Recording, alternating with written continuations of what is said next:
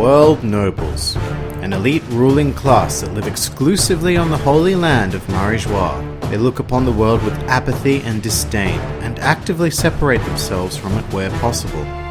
It's almost as if this isn't their world. Hello, and welcome to a One Piece theory. Alright, so the World Nobles are aliens. Let's address the whole alien thing first up. As we've learned through NL, space travel is perfectly achievable in the universe of One Piece. Not only that, there is intelligent life outside of the One Piece planet. We also know from the Tree of Knowledge on Ohara that the One Piece planet is orbited by 6 moons, at least one containing the aforementioned intelligent life. Furthermore, we also know for a fact that aliens have landed on the One Piece world before. During NL's cover story, we learned that the Wing Sky Island inhabitants actually came from the moon that NL visited. The cover text on chapter 472 even says that they set out for the blue planet due to a lack of resources. So there you go. At the very least, aliens already exist in the One Piece world. And given how much people once knew about outer space and that life does indeed exist, it honestly seems a bit weird that the One Piece world hasn't seen another alien visitor in 20 years of publication. Unless, of course, like the Sky People, they've been there the entire time. So here we go. The World Nobles. Everyone's most hated group of people, ruthlessly exercising power to rule over the world. Their power structure is quite similar to the outcome of invading nations throughout history. Civilizations invade and conquer native territory, resulting in a dispute between people and a perversion of the land itself. The invaders even begin to shape the land in their image in order to recreate their comfort zones. Kind of like Marijois, the only place a world noble can truly feel at home. Speaking of, when outside Marijois, each world noble feels the need to wear an oxygen tank as well as a spherical casing over their heads, so as not to be breathing the same air as lowly commoners. Now let's stop here for a second. We need to address a bit of a misconception about Marijois. 800 years ago, the leaders of the 20 kingdoms that founded the world government, including the Don Quixote and Nefertari clans, were invited to live on the holy land of Marijois. And that is very important to point out, as some people pinpoint this as the beginning of Marijois. However, the leaders were invited. This means that these clans did not birth the current incarnation of the World Nobles, as Marijois already existed. They were merely integrated into what we now know as the World Nobles, and this could have happened for many reasons. First and foremost, because if you look at the history of any royal family, incest is a big problem. It becomes very difficult to breed with somebody who isn't directly related to you due to standards of only partnering with equal royalty. A similar situation could have arisen with the world nobles, requiring new DNA to ensure the survival of their kind.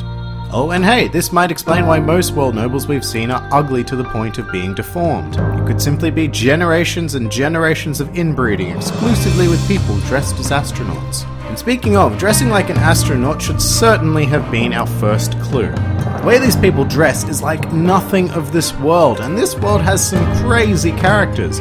Pirates, marines, cyborgs, and zombies, and yet they all feel like they actually belong in this world.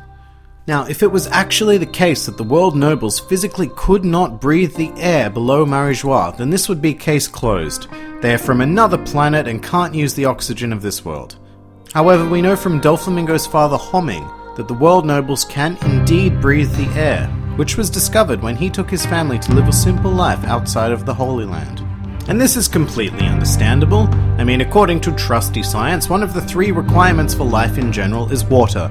Water means oxygen, and that means the world nobles would have had oxygen on their previous planet and or moon dwelling. It could have just been the case that upon landing, the oxygen on this planet was harder to breathe in some way, or just had a quality to it that put the world nobles off. So let's take their dressing like astronauts as a big hint for now, and move on to another piece of evidence. In chapter 503, one of the world nobles is quoted as saying that they are the descendants of the creators of this world. I find that to be a really interesting statement because it implies that their kind didn't evolve or in any way originate on this world. Now, it has been confirmed that the world nobles have been ruling this planet for at least 800 years, so what I take from this is that very potentially a long time ago, the first of the world nobles came to this planet and were able to use their more advanced, at the time, technology to assume command of the world.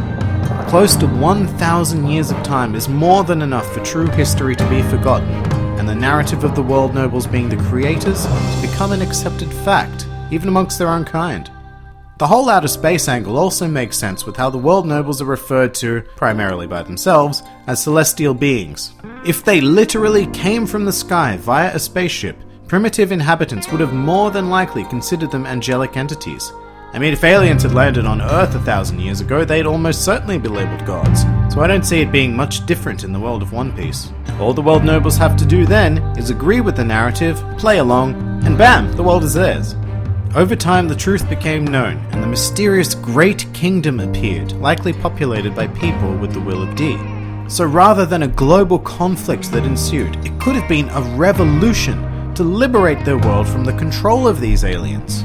Of course, we know that whatever the case, the Great Kingdom was defeated and the world government retained control. But hang on, we've missed something here. If the world nobles are aliens, then why did they leave their home in the first place? Well, as we've seen, the world nobles appear to display all of the most loathsome qualities of humanity. In fact, they're honestly not so different from all the people who currently rule the real world. And with those people in charge, they would simply drain the planet of all its resources for profit and deal with the problem later. As in when their planet became literally unlivable. And that's when they traveled to this world to start a new cycle of destruction. Much like how the Sky People fled to the planet due to their lack of resources, except they seemed more peaceful. And I say planet somewhat liberally. Like the Sky People, the world nobles may have actually come from one of the moons surrounding the planet. That would explain why they are such a small society, because the size of a moon naturally can't handle anywhere near the population of a planet. So let's recap the evidence here. Aliens and space travel have been 100% confirmed to exist. Furthermore, aliens have travelled to the blue planet before. The world nobles dress like astronauts and dislike breathing the planet's air. And the world nobles claim to be descendants of the creators of this planet, rather than their life originating on it. Look, it's not conclusive, but it does seem incredibly likely that the ancestors of the world nobles colonized this planet, built Marijois, and assumed rule over its then primitive inhabitants. And that's where I'm going to leave this theory for now. If you have your own thoughts, then please do share them, and if you enjoyed this video, then kindly like, favorite, or subscribe to see more videos like this. And of course, feel free to comment below with who, what, or where you'd like to see in another One Piece theory.